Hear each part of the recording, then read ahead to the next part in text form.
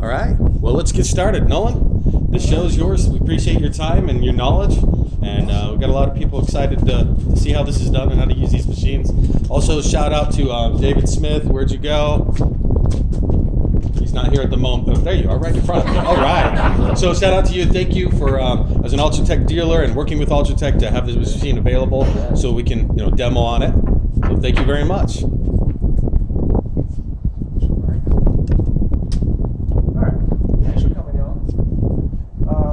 I guess the first thing I'm going to show you is setting up the machine. As you saw, what's your name? Tyler. As you saw Tyler, he put this piece on. This is what locks the mast in place, so it keeps it from swinging this way. The machine that I use, it's completely locked in place. It doesn't go either way. I find it more rigid that way, but I don't know who told them to do it this way. But now they use this rubber band to hold stuff in place. So this rubber band goes here, and then it hooks on here, and then that's what holds it in place.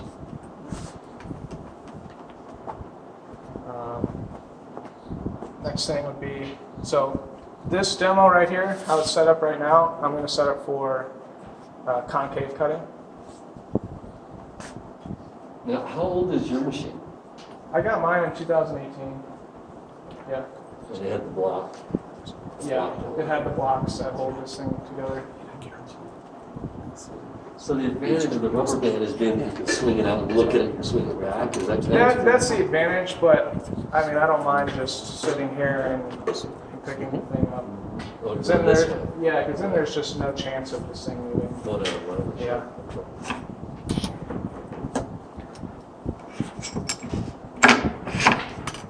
So there's two positions here for the rotary tool.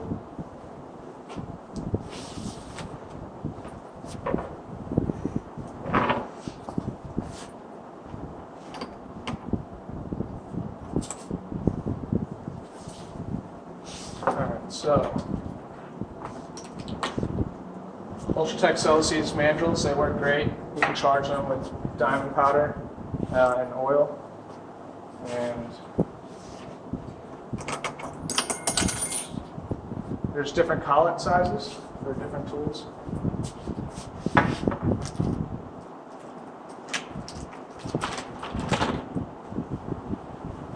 think the one you want is in the bottom there. Right there. Oh, cool. Yeah, thank you.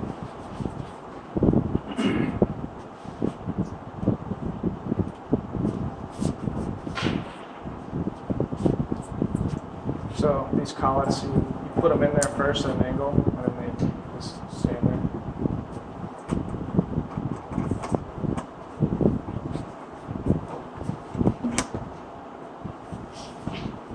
So typically how I would set it up first, I have a pointer dowel.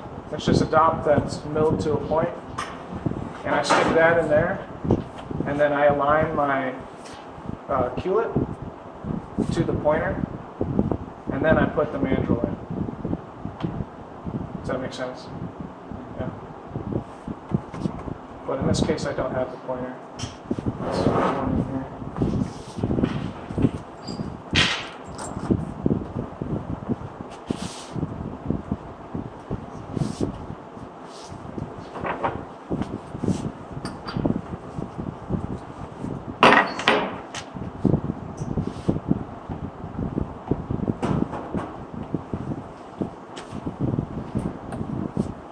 So you set your angle.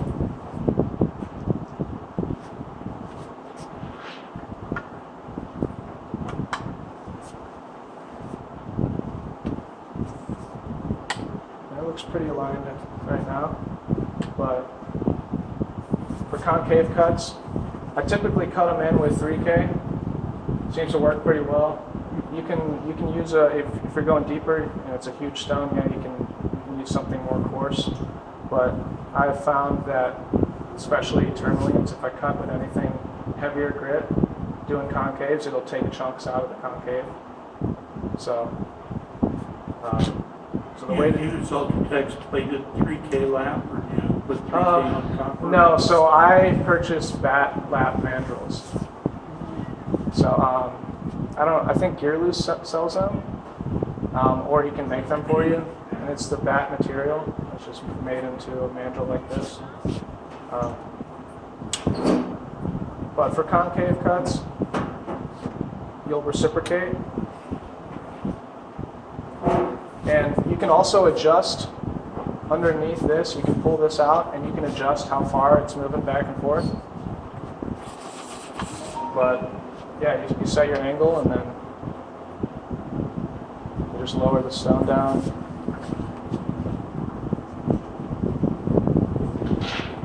So the only alignment you do is the point, the Hewlett point with the point of the.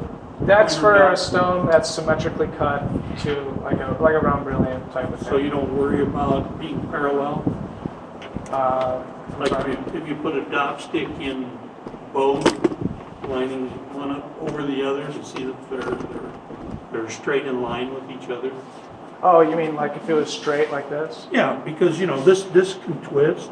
Sure. and This can move in and out. You don't worry about anything I don't else? worry about that. I set the angle because I've heard from other cutters who have tested it. I don't know if you guys know Gary Creative Chill from Texas, but he's a machinist and he tested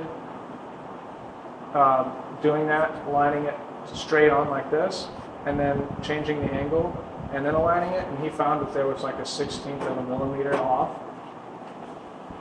So I just align at the angle that I need to with the pointer, and then it's perfectly aligned with the mandrel. But yeah, so this is how you would cut a concave stone, and then you just go about faceting here, right? You flat facet to a point first, and then add the Yeah, concave? yeah. So I'll rough it in flat, and then do the concaves.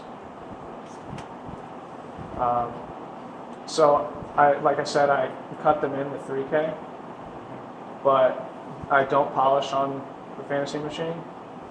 I do all of my polishing with brushes.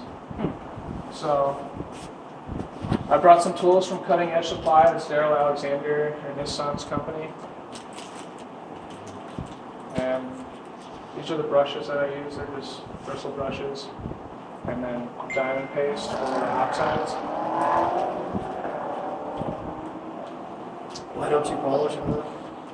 I have, but most of my experience has been that there's the tolerances of the mandrels. It might read the same, but then you switch out the mandrel and it's just not touching in certain areas, and ultimately you always end up going to a brush or a felt. So you do one facet at a time, you go through each grit through polish, or do you? No, I can typically go straight from 3K to a 60K polish, and then after that I'll hit it with oxides, and then it's just a mirror. All at the same time? I mean, No, complete one facet and then go to another one, do all grits? Um, polish? well, yeah, I'll do all the facets on 3K here, and then once it's done, I'll pop it out, polish it all under my scope with a brush.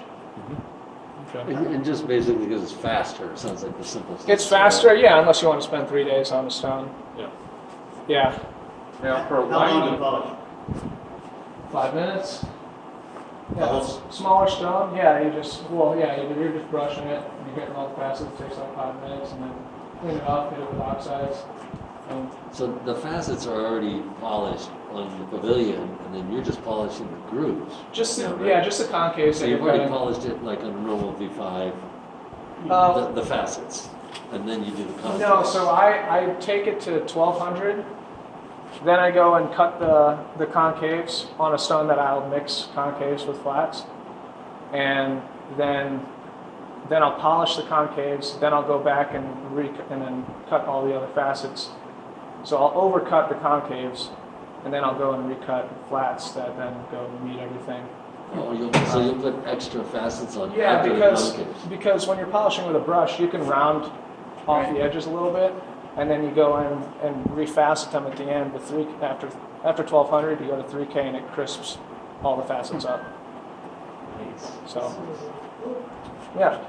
Anybody got any questions regarding concaves? Yeah, so, okay, so a round or anything of a point, but look, what about it, like an emerald?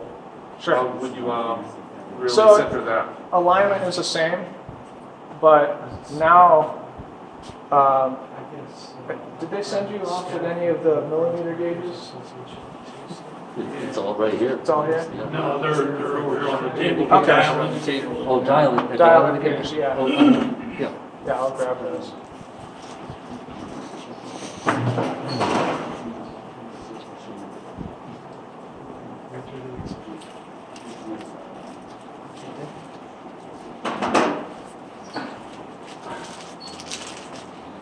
So these dial indicators go in here like this. That's what that's for.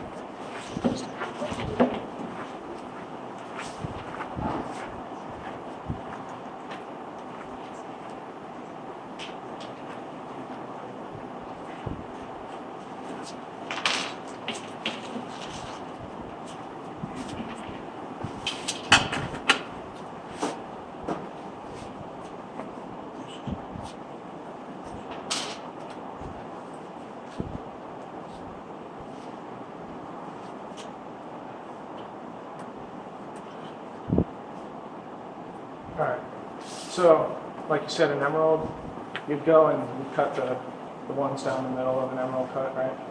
And then you'll use your dial indicator and you'll determine how far you want those concaves to be. And let's just say you're going to move it over 2 millimeters or so.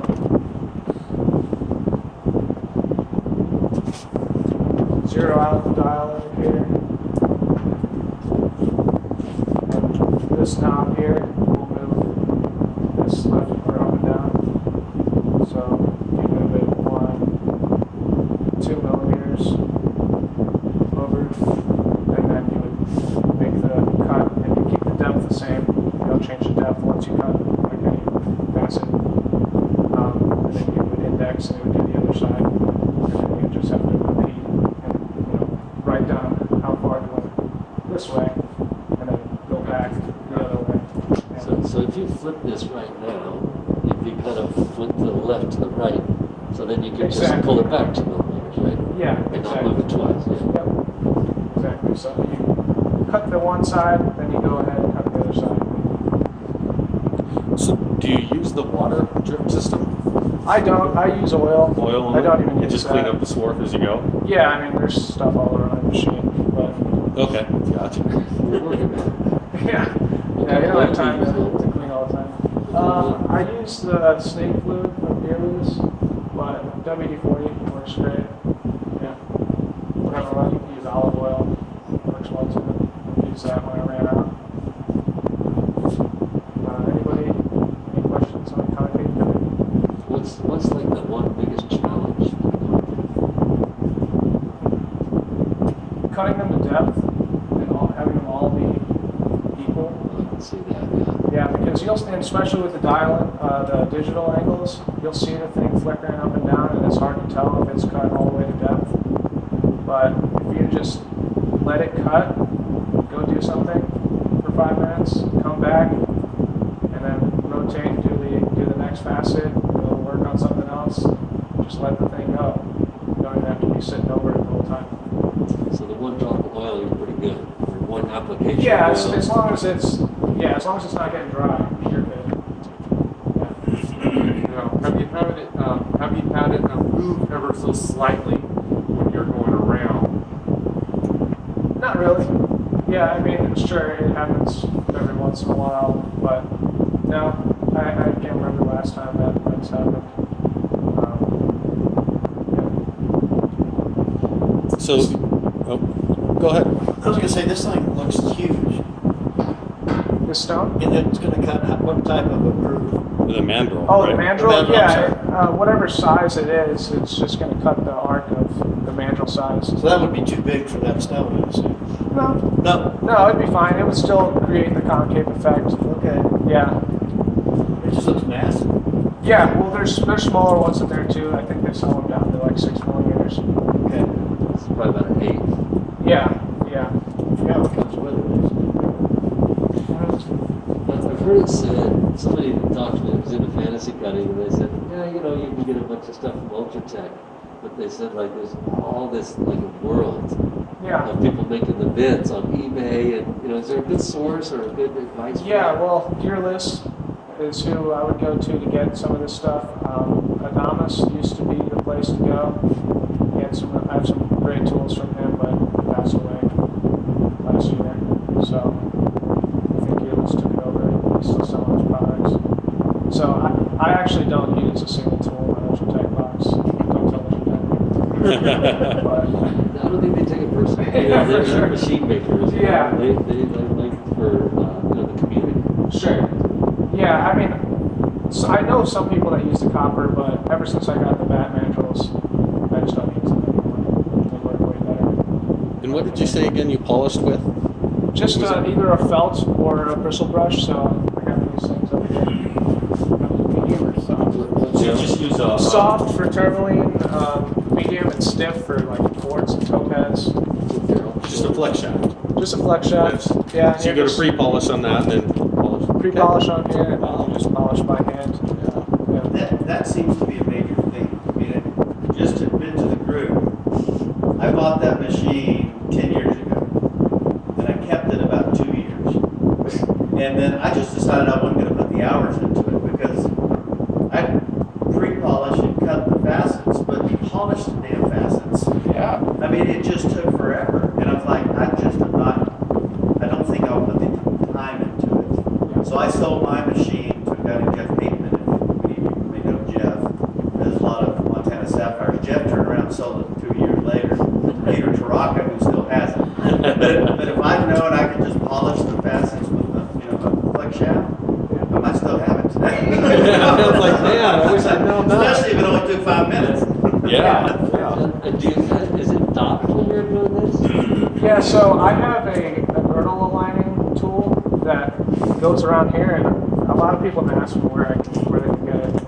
I don't know. I randomly came across it at a gem show in North Carolina. I saw you there. Yep.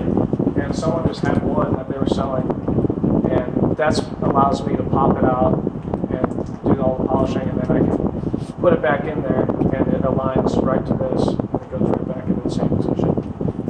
But yeah, if you guys want to check these brushes out and pass them Yeah. around. So on your bad mandrels, when I talked to John Gearless, he didn't want to glaze them to a specific diameter.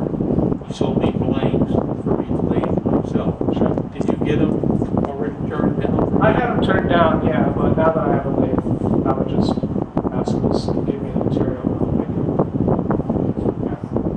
So he turned them down for you? Yeah. He did.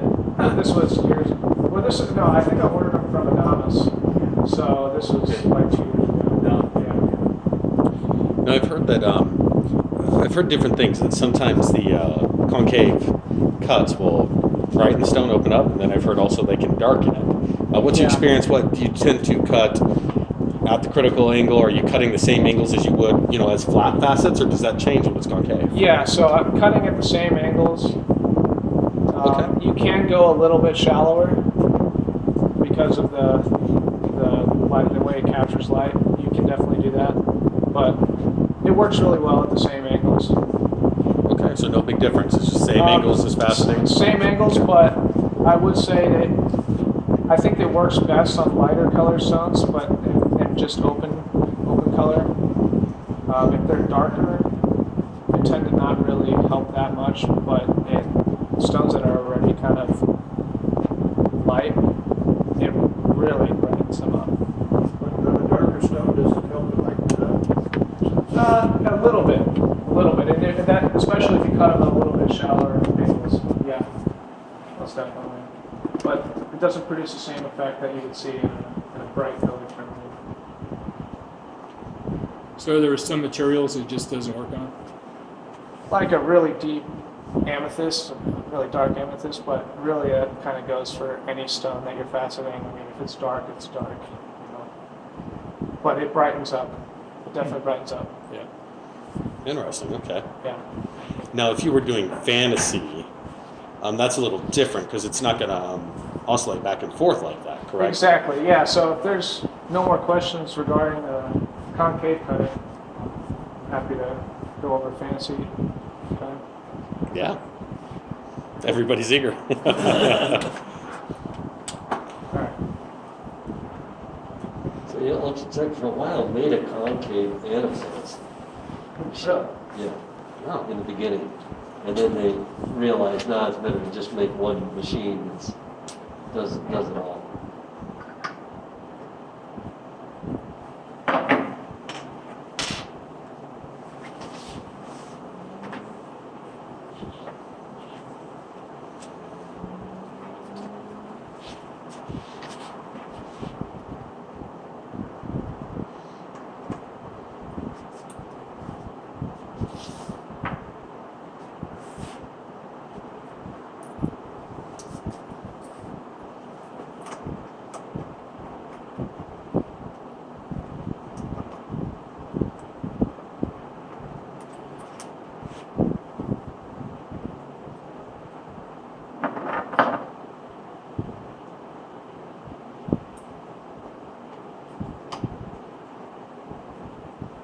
All right.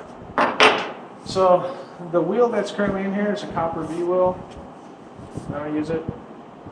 So I'll take that off, show you what I do use.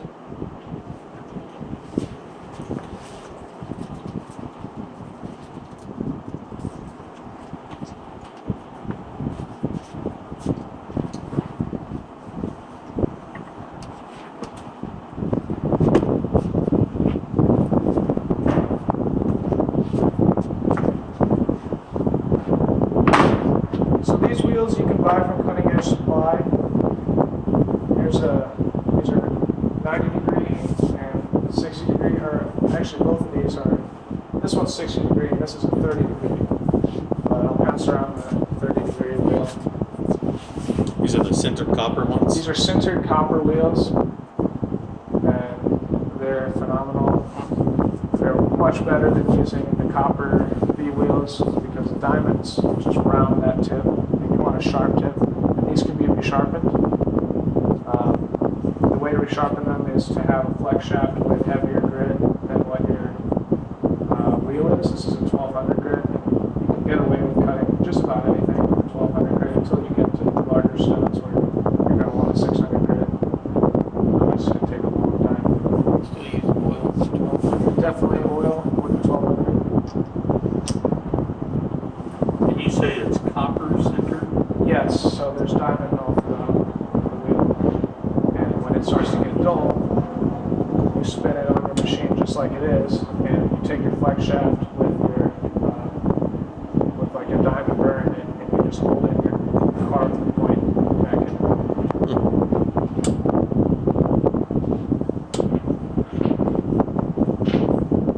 A little wobbly, but that's okay.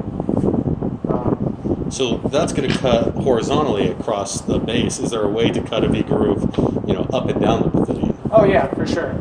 Yeah, so like this would be helpful. One thing that Ultra-tec sells is a 90 degree adapting index. So you can set your angle to 90 degrees. You put this whole thing on there that, so say it's set to 90 degrees.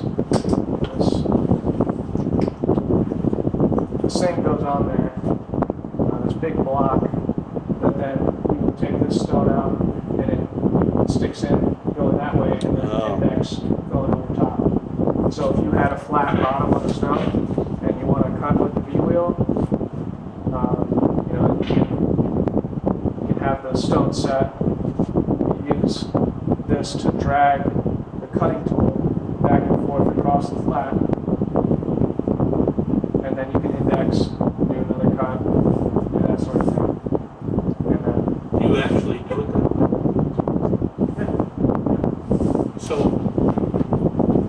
when I've done it, if you don't mind, I've turned this 90 degrees and used this to feed the stone across yeah, with a 90 degree adapter. It's a lot easier to feed with this one than with that one. yeah, both work. Yeah, you can definitely do it that way too. In either case, you don't have it oscillate. Definitely not. Yeah, That's no just gonna oscillating. cause too much chatter. Yeah, for sure. So.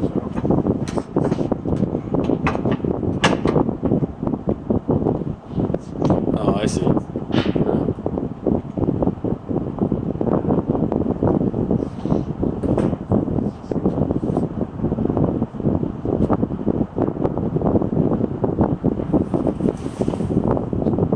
It's so nice to watch you just so comfortable and quick, like bum bum bum, because everybody else like, oh, what, and you're just like, really nice to watch. I was that way for a while. Yeah, no, it's really sweet. You know, when you see somebody that's really comfortable with it, it makes it more like, all right, I can see the goal, you know, I can work my way to that. Yeah, But when you for just sure. look at this, or looking at a book, you're like, what the heck? No, I found the easiest way for me to learn was watching other people do it. It's not really like, you can't read about it. I got to see somebody doing it. So, yeah, so in this case, we got a kind of a round stone. You want to align the point with the tip.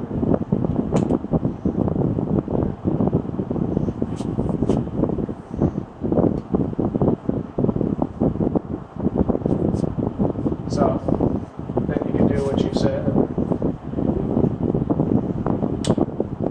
turn the machine on, and you can drag this back and forth across the stone. Can you attempt to polish those V grooves? Yeah, so I cut them in with a 1200, and then I do the same thing. Use the bristle brushes, or So, these things work really well. Pass these around. They're heartfelt burrs. So do you ever do it, like I understand, you know, doing your hand oscillation is making like a canal, but do you ever do it where you just, or do you use it? Use the machine? I don't use this oscillator whenever I'm using these. It's just too fast. Yeah, but I'm gonna give you guys a major pro tip here. all right. So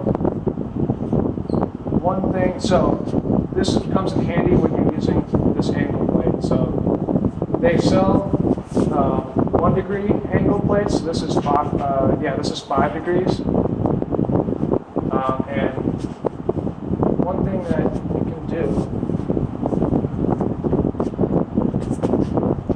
So there's a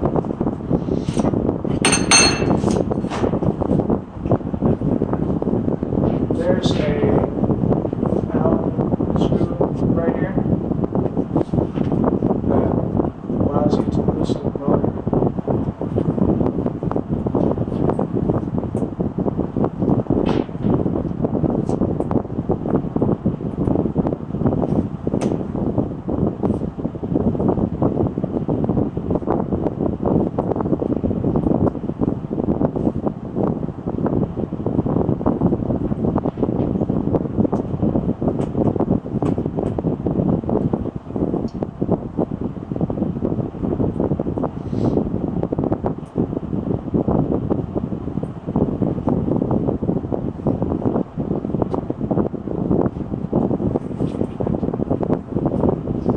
Yeah, maybe there's something else in there.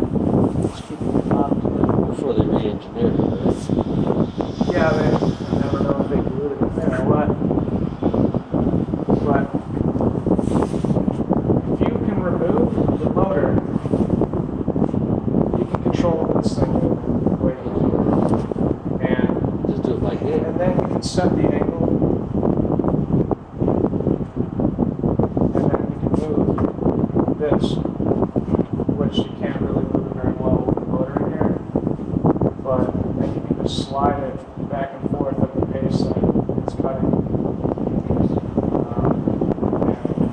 And it's something that I guarantee no one knows except for maybe 2 people, me and Ryan. So Now we know. now you all know. Don't tell anyone. All right. So do you ever cut where you're not moving back and forth and you just have a groove that's kind of arced like that? Yeah. So if you're trying to do really sharp V's, this is what you would do. You would slide it across at the angles that you want.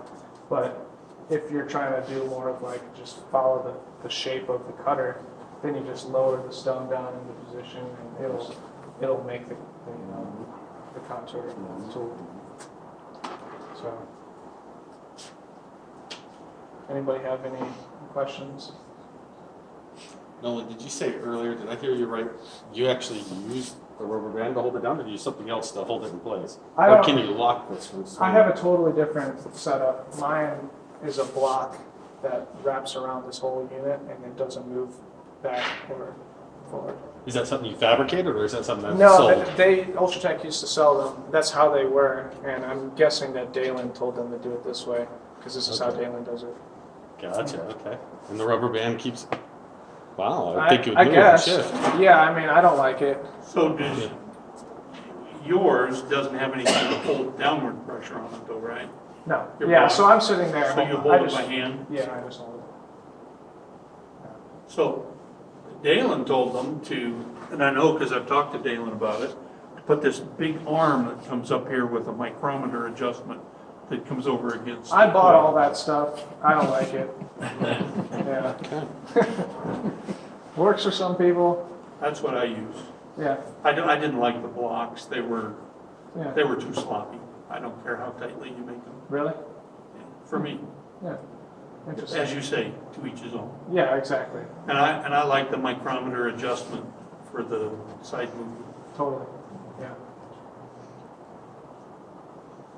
Wow, okay. That- Because very you don't interesting. have any way of controlling a tiny adjustment to the side without twisting the whole mast on the base, do you? I'm not following. So if you wanted to twist this around a little bit this way, Oh, the mast? you'd have to loosen your mast and twist it, whereas on the micrometer, you just back it off a half turn and get a slight twist in it. Yeah, yeah. And So, that's the advantage of the micrometer. Mhm. And are you talking about the one that's like on here? It attaches on here at the base, and then the arm comes up, and it's got a pointer that comes out that touches against the quill, and the micrometer is right here. Oh, okay. Yeah. I haven't seen that. That's cool. Ultra-tec sells them, they call them the Dalen Hargrave stabilizer arm, Huh. Okay. or DH stabilizer. Sweet. I might have to get myself one. I like mine a lot. Yeah. Cool. And so from here, it's just placing the cuts wherever you want to go. Yep. Be it a round mandrel or V-will or even round burrs. Exactly. Yeah. So I brought a bunch of different burrs. So any of these, you find the collet of the right size of these tools, and you can use these profiles to make all sorts of different style cuts. No. What do you? So I don't use that, but it's useful if you're trying to keep your machine clean. So it just goes over. So yeah, you That- take That's for this water off. too, isn't it? It goes on there, and Oh, it's a and yeah, it's just. then it drains to Just a little splash a pan. bucket. Oh, Yeah, so for if you're sure. using I find it water- gets in the way. It's Yeah, just. yeah, okay, yeah. So if you're using water, it kind of makes sense, but for oil, it doesn't really make any sense. No, I mean, you're gonna get dirty. It's unavoidable. Mhm. You keep it as clean as possible, but as long as you're not like, you don't really have to deal too much with contamination or anything because you're cleaning the tool off, you're cleaning the stone off. It's not spraying. So when you clean, do you have like a secret soap you use to clean the stones? Acetone, Always good. just acetone. Yeah, paper So towels. between grits, acetone. Yeah, toothbrush. So something like this is from Dalen's page. Is that all on there, or some of this by hand as well? By hand, what do you mean? Like, is he carving that by hand, or is that all on the machine? All of the little balls there, he does by hand. All of the other things are done on the fancy machine. Yeah. Oh, really? These little dots. All that, yeah. Yeah, those dots You are can all by almost hand. see that they're not quite as Exactly. symmetrical. Yeah. Yeah, if you look close, but yeah, that's. Now, I think he did one, if I can find it, and I'm rather curious to see if you know how he did it. Let's see. I believe it's his work. If not, then let me know. But he had one with a koi fish in the bottom, and it reflected off it was an amethyst. Is that the type of carving, or is that all by hand? That's all hand carving. Okay, Yeah, it's okay. just with that flex. So he's super talented in Yeah. carving basically pictures. Yeah, Wow, it's very okay. good. Yeah. So Nolan, I've seen some of your stones that have these radially concentric circle cuts going around the central point. What do you use for a cutter for those? Yeah, I had all these custom tools made. So yeah, if you're trying to do that type of stuff, you got to find out in the center. You make them in copper or No, yeah, same material. Yeah, copper center. do you turn matte pieces, tools for that? No, that's all just cut in with 1200. I also have 600 grit and 260 grit, depending on how deep I want to go with this. So you know what I'm talking about when I talk about those concentric circles? Yeah. What setup do you use on the machine? So we set this.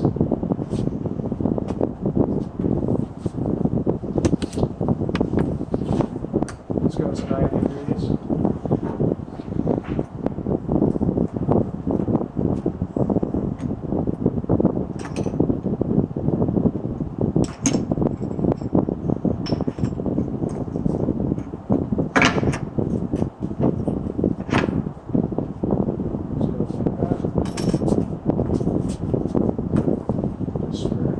Magic mat, so circle cutting tool.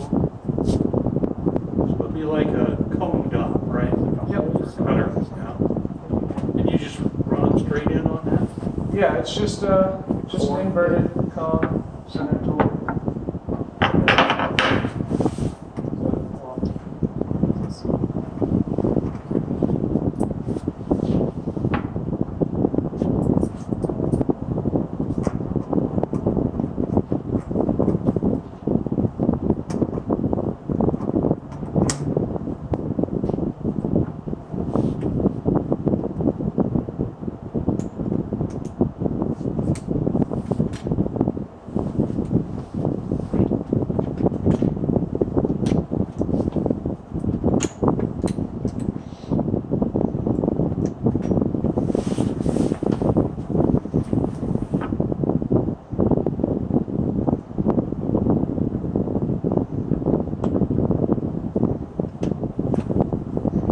There's not quite enough clearance here.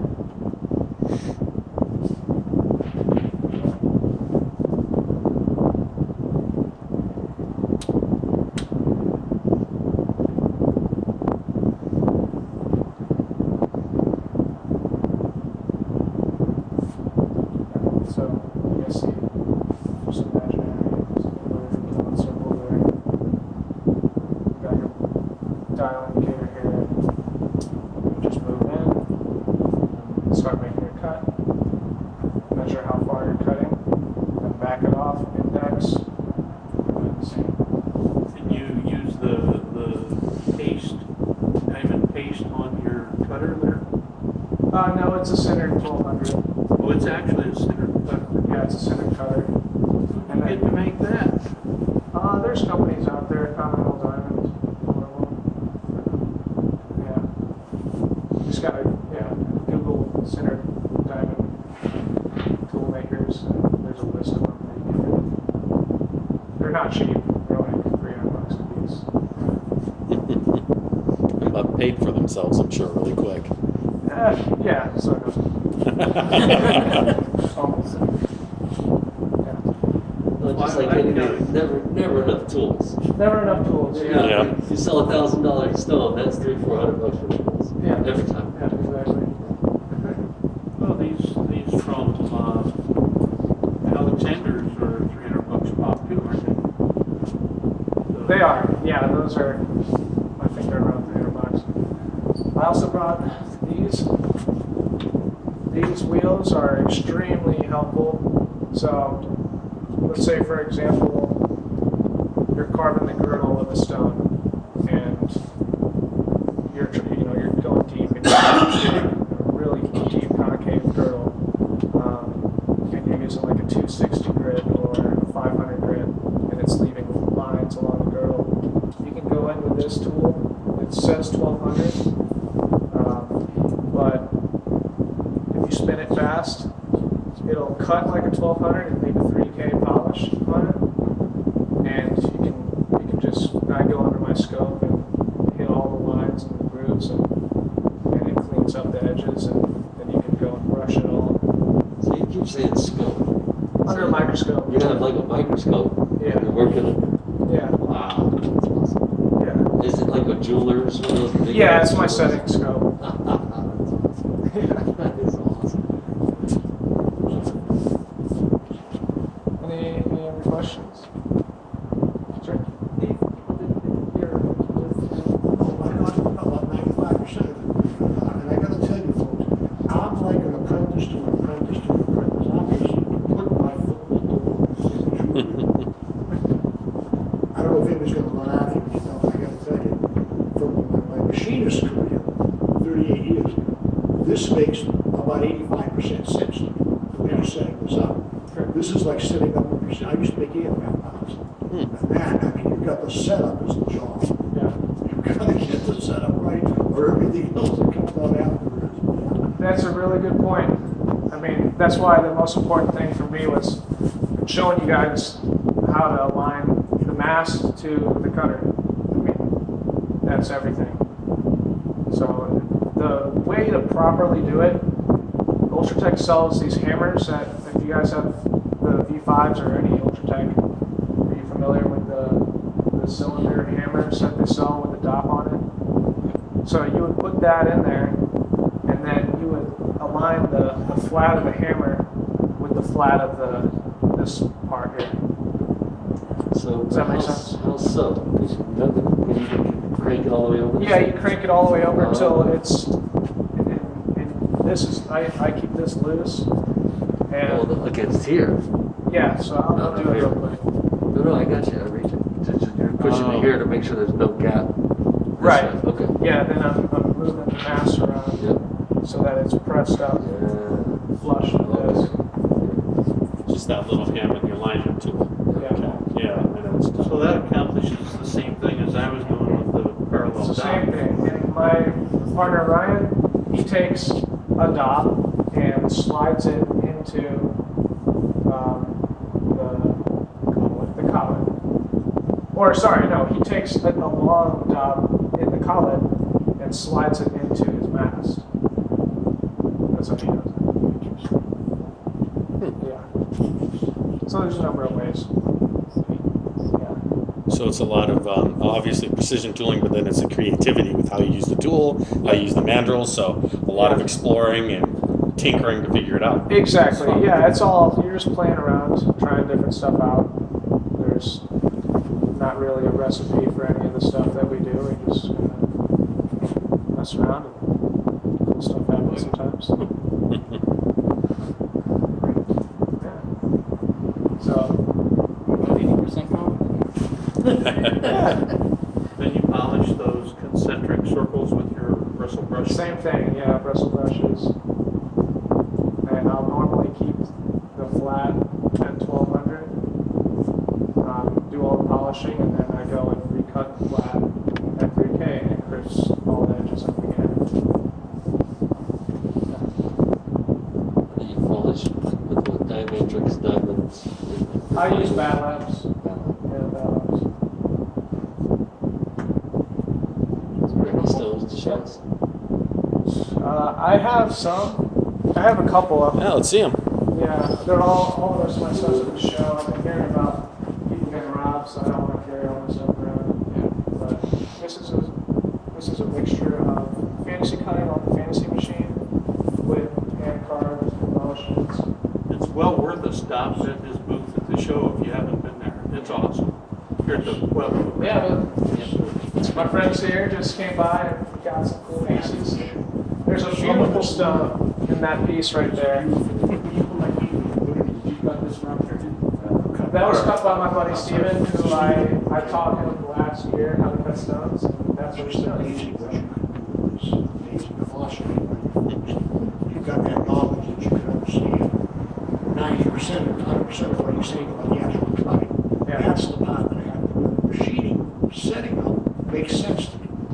But all the rest of it, I'm not going to try it. Well, you're in the right place to learn. I don't Keep know coming how back. much is left to wait, but I'm going to wait to try it.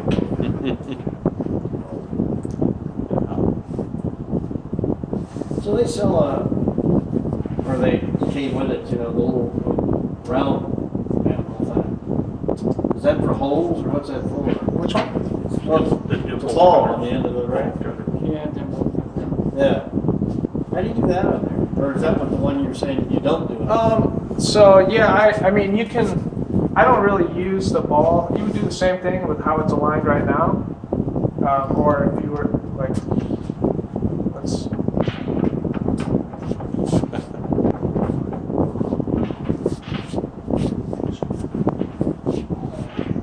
So let's say that you wanted to put a ball right on that facet. You put your ball end tool in here, and then bring this thing into the ball tool. Now the ball tool, since it's got little particles of diamond around it, it's gonna leave these grooves in it. So once you would cut the initial ball into it, then you go in with the tool by hand, and you've already got the ball there, so you won't really, I mean, you gotta be careful that it doesn't skip, but it'll sit down into the ball, and then you just kind of like rotate around and it'll get rid of the lines that are left in there. Do it with a flex tool or whatever. Yeah. That makes sense. Yeah. We were talking with